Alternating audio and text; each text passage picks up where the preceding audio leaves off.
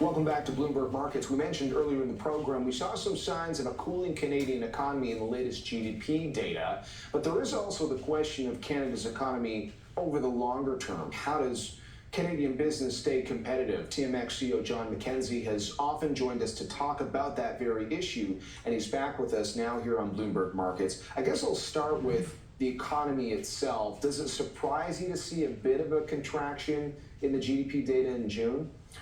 Not really, because I think anyone in our industry and the industry around, it feels slower. And I don't mean that anecdotally much, but there's less activity.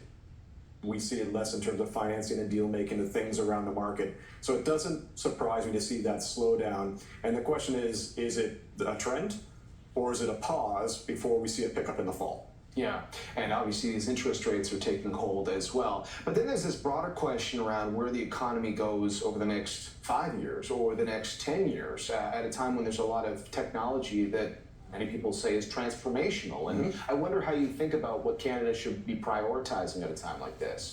I mean, the two sectors where we can really win on, one of them, as you said, is technology. And we've got fundamentally great ecosystems across the country to build technology and technology businesses around it. And again, if we've got that market confidence that we can fund them, there's no reason that Canada cannot be a global leader there. And our ability to do startup and scale up businesses is top of the world. But the other sector we can't lose sight of is our resource sector. This is a strength for the Canadian marketplaces, not just in the energy sector, but in the mineral sector, the critical mineral sector. We're a marketplace that finances half of the global mining exploration.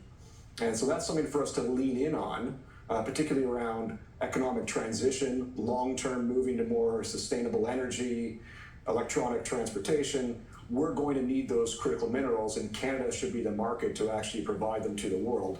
But we got to get a lot better on de-risking that. We got to get better on permitting and creating certainty so we can fund it. So how does that play? Because you've got a whole team in place that's helping a lot of companies go public. Could more be done, though, let's say, in Ottawa to help that process of bringing these companies along to the public markets? Absolutely. So I think Ottawa is doing some great things, and some of the things they're doing around the funds and the initiatives to start tackling the critical minerals market. But we have to solve for the regulatory and the permitting side.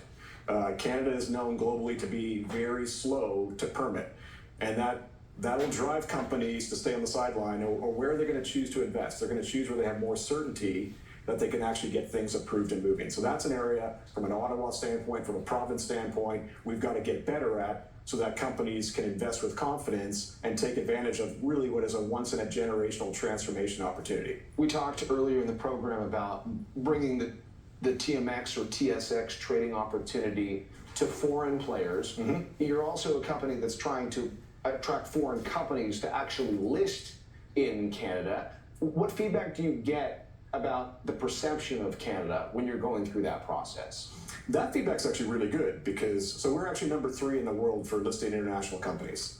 And our market, the whole ecosystem we build, which is not just us, it's the bankers, it's the lawyers, it's the regulators, have done a really good job of creating an ecosystem that's great for financing small cap and early stage companies, be they resources or technology or otherwise, in a way that doesn't get done in other countries in the world. So we could talk to a technology company in California and show them a public capital raising option in Canada that they don't have at home. Same thing in Australia to talk to a mining company. So it's an advantage for Canada that we need to promote more broadly, and we can be an engine for financing around the world. But to your earlier point about some issues as simple as permitting, does some of that also play into the story of what it's like once you're coming here to list your business here? To a certain extent, you are investing in Canada, even if it's just in a listing process. Yeah, I can see that as an overhang, but I think that you actually can separate them out, the ability to finance business versus actually starting business here. And we do think we keep actually advocating for other changes that governments can do to incent and grease the wheels for more to get done. And we'll keep doing that. Ideas around tax reform and other regulatory reform, again, to make it easier for companies to raise money, be public, and expand the operations they do here. So we're going to keep doing that. Okay. John, good to see you. Thanks very much for the insight. Pleasure. Thank you. John McKenzie joining us, the CEO of TMX Group. Want to get to a couple of stories that we are tracking south of the border.